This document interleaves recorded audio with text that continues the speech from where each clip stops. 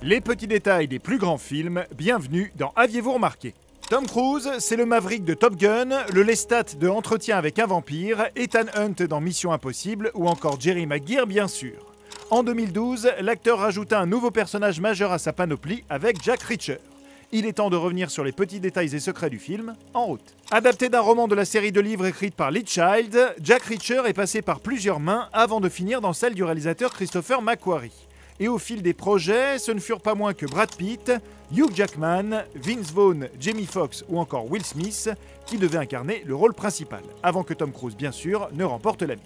Dans les livres, le héros fait un bond 2 mètres pour plus de 100 kg quand l'interprète d'Ethan Hunt fait à peine 1m70. Pas un souci pour le romancier Lee Child qui a adoubé l'acteur dans le rôle, disant qu'il vaut mieux avoir 90% de la taille et 100% du talent plutôt que l'inverse. En tout cas, ce détail de taille n'empêcha pas l'acteur de faire lui-même toutes ses cascades, notamment les séquences automobiles, comme dans cette scène de poursuite où l'on peut voir la voiture de Reacher s'écraser contre des barils d'eau au bord de la route.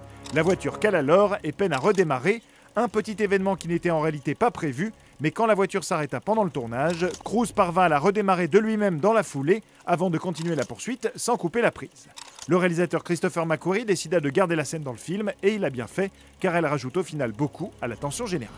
On aura également noté que le film marque les retrouvailles de Tom Cruise avec l'acteur Robert Duvall qu'il avait déjà côtoyé en 90 dans Le Jour de tonnerre de Tony Scott, un acteur que l'on peut d'ailleurs voir mettre des balles de pistolet comme bouchon pour les oreilles dans cette scène, une étrange manie qui est en fait une référence un peu obscure au personnage principal de la série de romans La Tour Sombre de Stephen King, qui est un immense fan de la série des Jack Reacher. Un joli retour de politesse en quelque sorte. Les plus attentifs auront aussi pu noter une petite blague du film dans cette scène où Jack demande à Helen de le déposer à la boutique de pièces détachées automobiles par défaut de la ville. Dans la scène d'après, on peut justement voir que Helen le dépose devant la boutique Default Auto Parts, soit pièces auto par défaut en français. Amusant.